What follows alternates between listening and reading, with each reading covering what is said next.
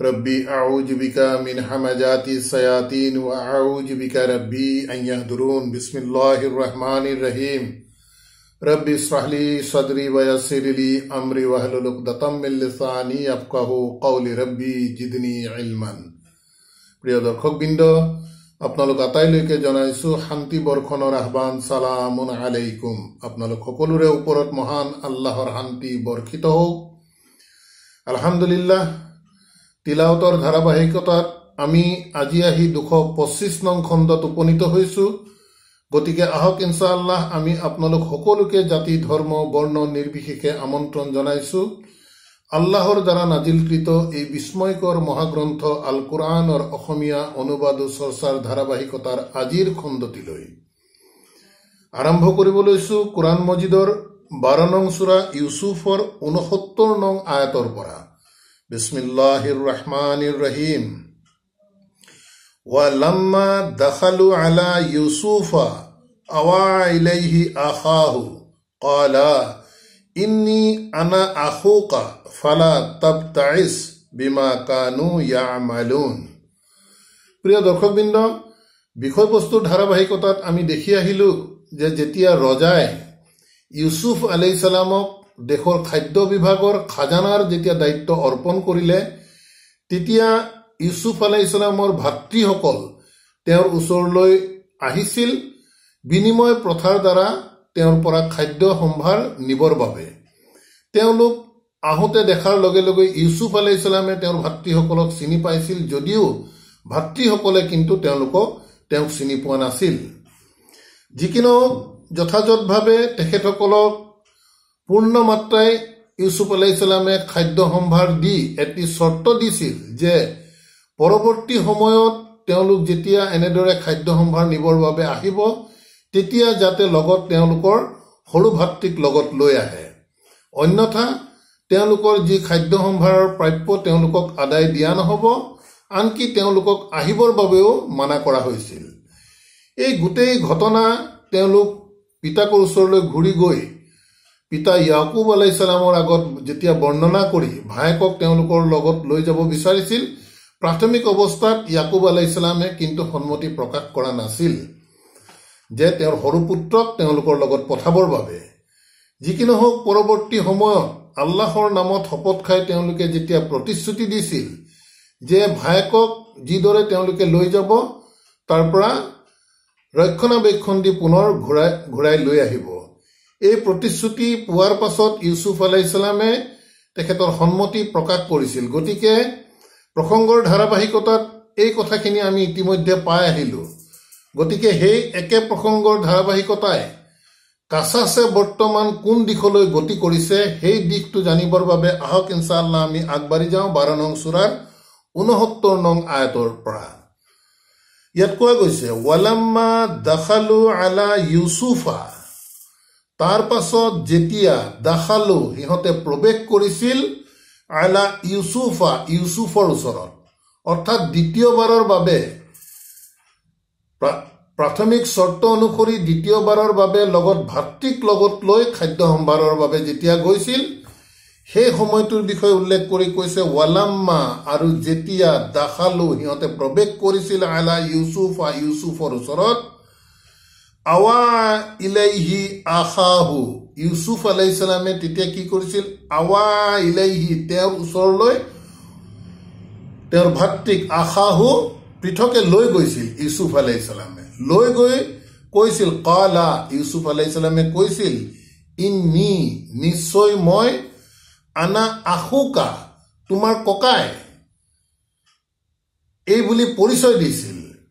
তাৰ পাছত কৈছিল ফালা তাবতাইস, গতিকে তুমি মন মাৰি নাথাকিবা, চিন্তা কৰি নাথাকিবা, বিমা কানু ইয়ামালুন, যি সিহঁতে কৰিছিল তোমাৰ আৰু মোৰ লগত, সেই দিশটো প্ৰতি তুমি চিন্তা কৰি নাথাকিবা। এই বুলি তেওঁলোক দ্বিতীয়বাৰৰ বাবে যেতিয়াই ভাতৃসকল ইউসুফ আলাইহিস সালামৰ ওচৰত গৈছিল, ইউসুফ আলাইহিস সালামৰ ওচৰত প্ৰৱেশ কৰাৰ লগে লগে ইউসুফ আলাইহিস সালামে তেওঁৰ সৰু ভাতৃক পৃথকে তেওঁৰ ওচৰলৈ লৈ গৈ তেওঁ নিজৰ পৰিচয় এনেধৰণে দাঙি ধৰিছিল আৰু কৈছিল যে নিশ্চয় মই তোমাৰ ককাই হওঁ, গতিকে যি সিহঁতে আমাৰ লগত কৰিছিল সেই দিশটোত তুমি এতিয়া চিন্তাম্বিত হৈ নাথাকিবা, মন মাৰি নাথাকিবা।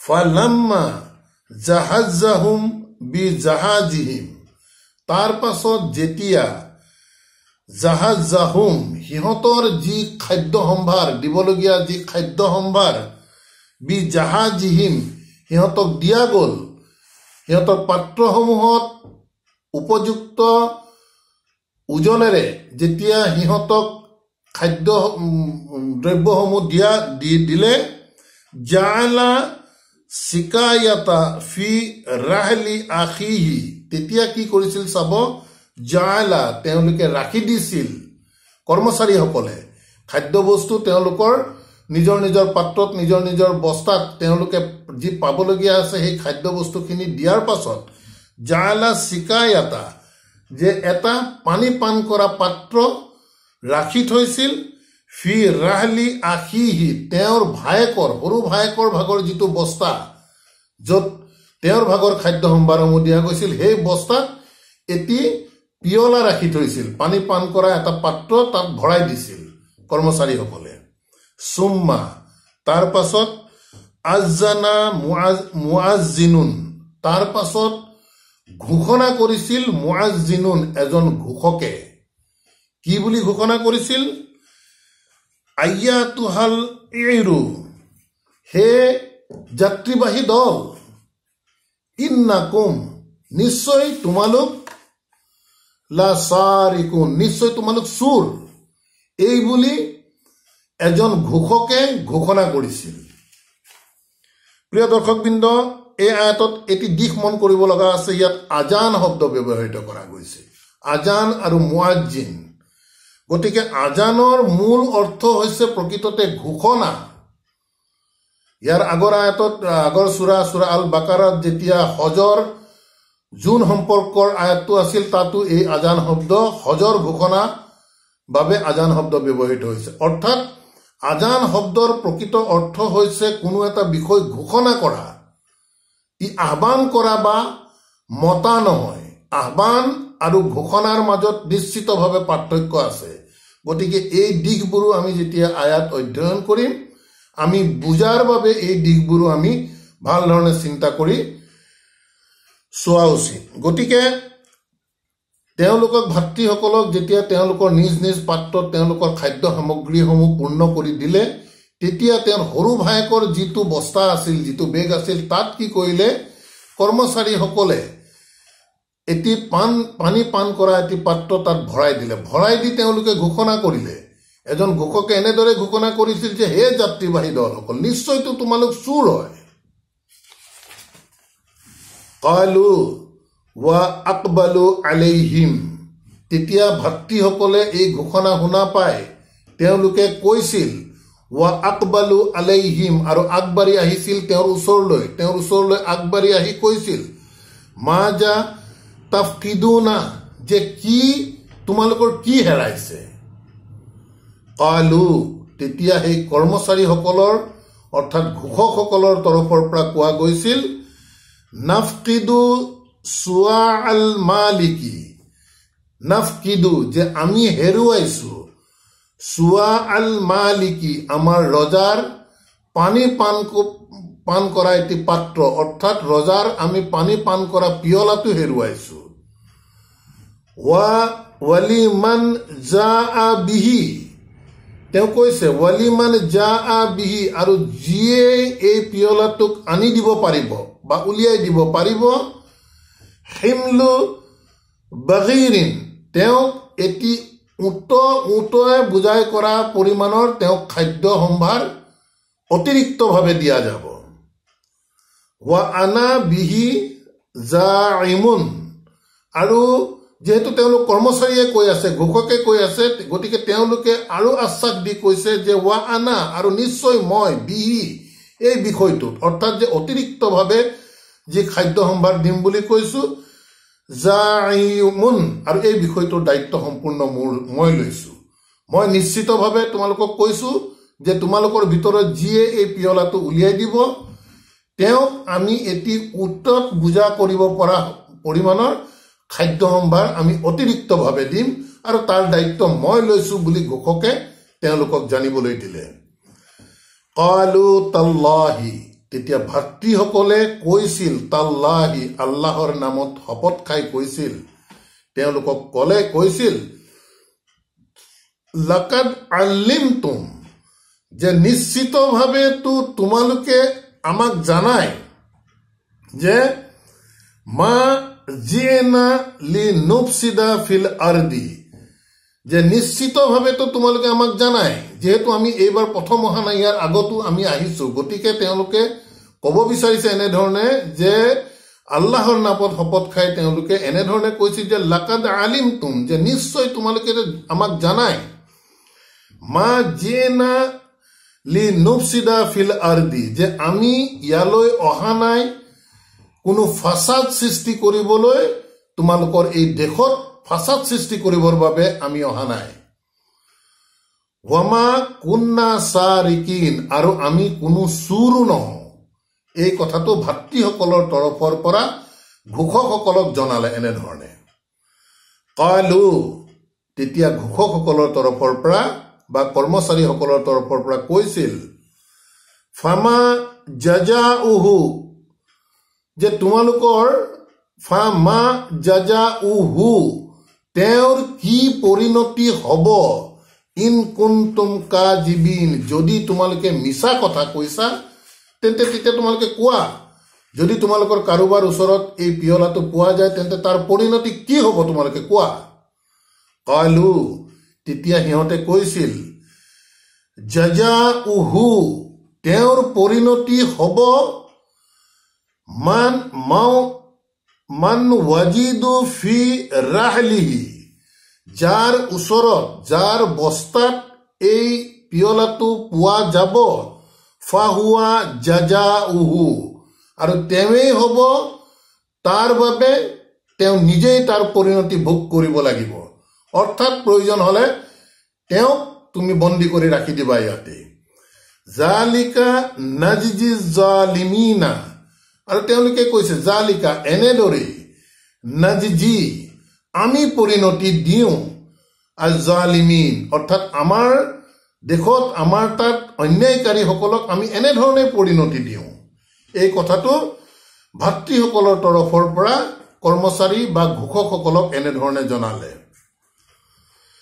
তাৰ পাছত চাব, ফা বাদা বি আউ ইয়াতিহিম, ফা বাদা, তাৰ পাছত আৰম্ভ কৰা হৈছিল, বি আউ ইয়াতিহিম, সিহঁতৰ বস্তাসমূহ পৰীক্ষা কৰাৰ কাৰ্য আৰম্ভ কৰা গৈছিল, কাবলা আখিহি, তেওঁৰ ভাতৃৰ বস্তাটো পৰীক্ষা কৰাৰ আগতেই বাকীসকলৰ বস্তাসমূহ পৰীক্ষা কৰা আৰম্ভ কৰা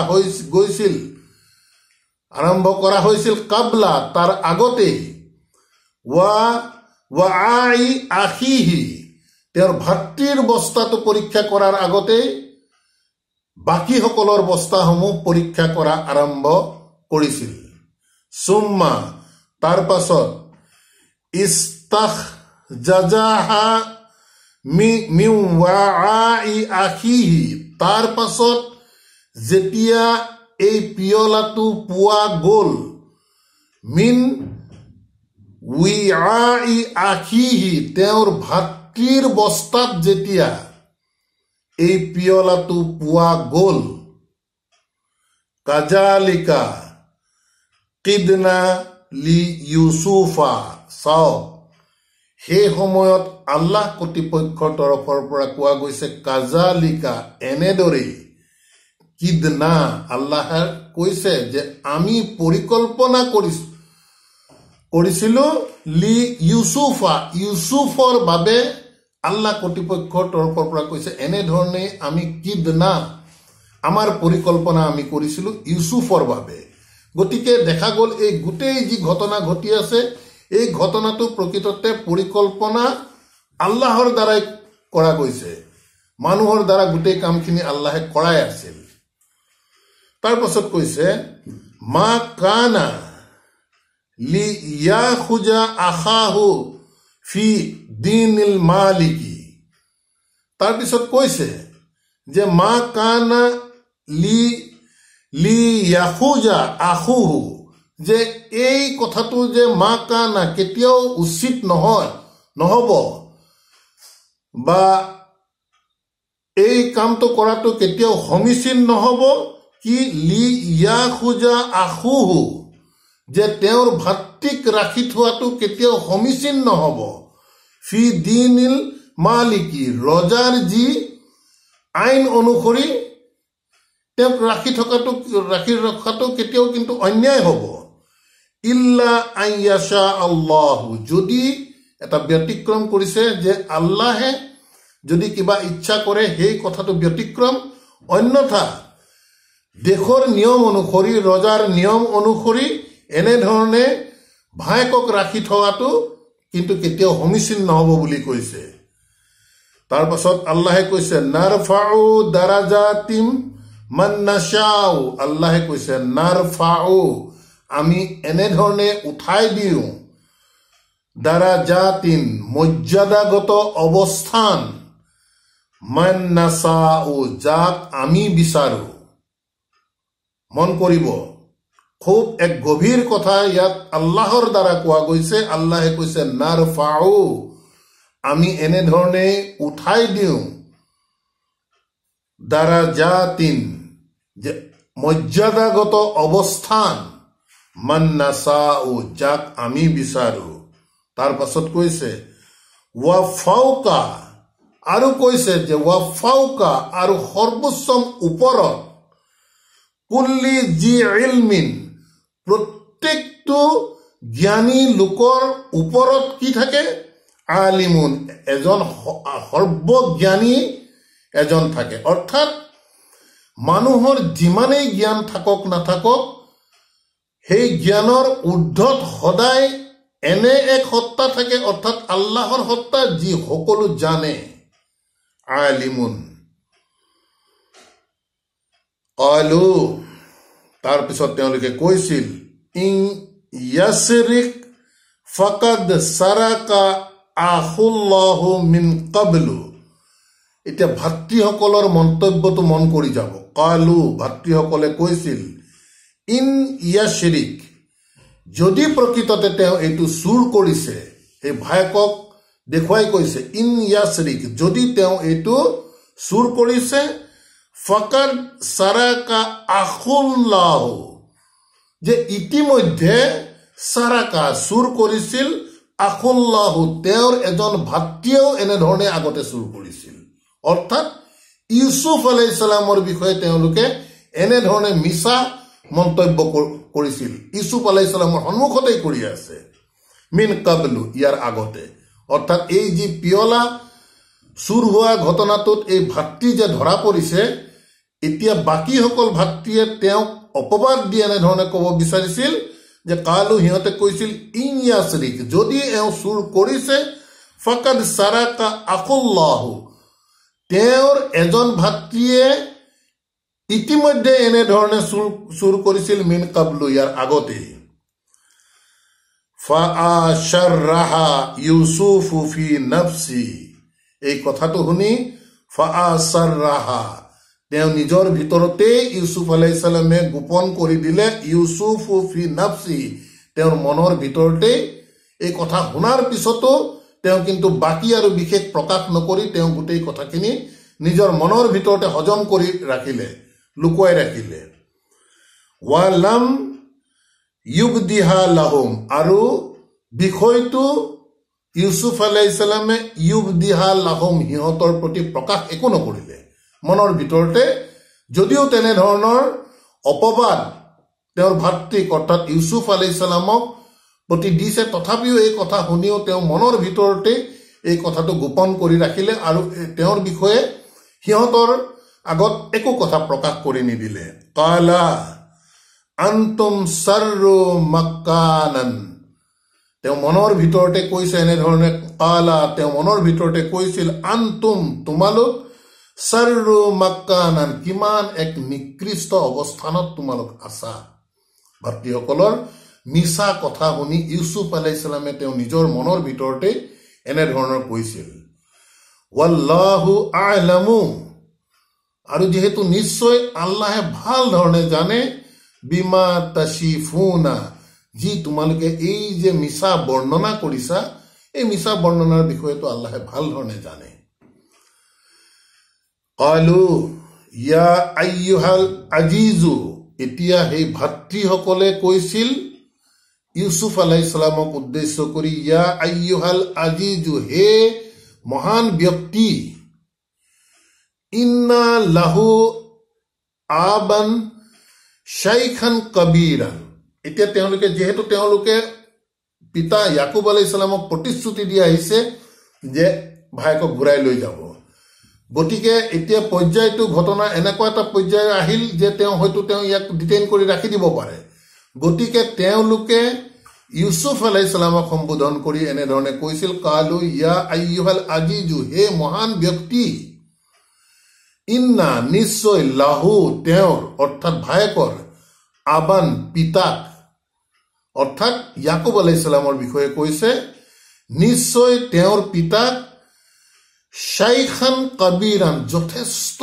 বৃদ্ধ হৈ পৰিছে ফাখুজ আহাদানা গতিকে আমাৰ ভিতৰৰ এজনক ৰাখি দিয়া মাকা নাহু তেওঁৰ পৰিৱৰ্তে আমাৰে এজনক ৰাখি দিয়া যেহেতু তেওঁৰ পিতাক যথেষ্ট বৃদ্ধ হৈ গৈছে তাৰ পিছত কৈছে ইন্না নাৰাকা নিশ্চয়তো আমি তোমাক দেখা পাইছো মিনাল মুহসিনিনা এজন খুব আদৰ্শমান সৎ ব্যক্তি হিচাপে আমি দেখিছো গতিকে এতিয়া যিজনৰ ওচৰত এই পিয়লাটো ধৰা পৰিল তেওঁৰ পিতাক যেহেতু যথেষ্ট বৃদ্ধ হৈ গৈছে গতিকে তেওঁৰ পৰিৱৰ্তে আমাৰ মাজৰে কোনোবা এজনক তুমি ৰাখি দিয়া তেওঁৰ পৰিৱৰ্তে আৰু যেহেতু আমি দেখিছো যে তুমি এজন বিবেকবান মৰ্যাদা সম্পন্ন ভাল মানুহ মুহসিন মানুহ এজন তুমি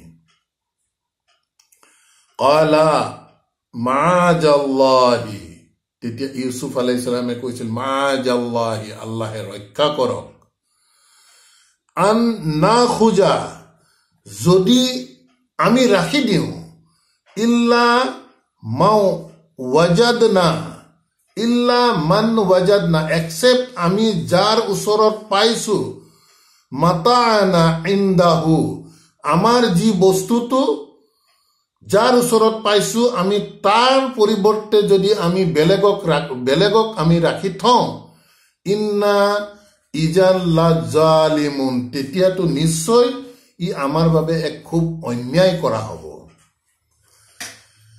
গতিকে প্ৰিয় দৰ্শকবৃন্দ কাছাছৰ এই অংশ যথেষ্ট এক গধুৰ দিশলৈ ই গতি কৰিছে আমি আশা কৰিম ইয়াৰ প্ৰত্যেকটো বিষয় প্ৰত্যেকটো আয়াতৰ লগত আমাৰলৈ কিন্তু মেছেজ আছে কোৰআন মজিদৰ এই ইউসুফ সূৰাটি আমি উপৰুৱাকে চাবলৈ গলে এটি খুব ভাল লগা গল্পৰ দৰে লাগিব যদিও এক যথেষ্ট কঠিন আৰু যথেষ্ট বুজিব লগা হিকনীয় বহুতো তথ্য কিন্তু এই ইউসুফ 12 নং সূৰাৰ মাজত সন্নিবিষ্ট হৈ আছে গতিকে আমি আশা ৰাখিম ইনশাআল্লাহ আমি প্ৰত্যেকে প্ৰতিটো আয়াত খুব ভাল ধৰণে সূক্ষ্ম দৃষ্টিভংগীৰে আমি অধ্যয়ন কৰি বুজাৰ চেষ্টা কৰো আৰু ইয়াৰ পৰা আমি কি হিকনীয় বিষয় আমি লব লগা আছে তাৰ তত্ত্ব আমি উদ্ঘাটন কৰাৰ বাবে ইনশাআল্লাহ আহক প্ৰত্যেকে চেষ্টা কৰো গতিকে আলহামদুলিল্লাহ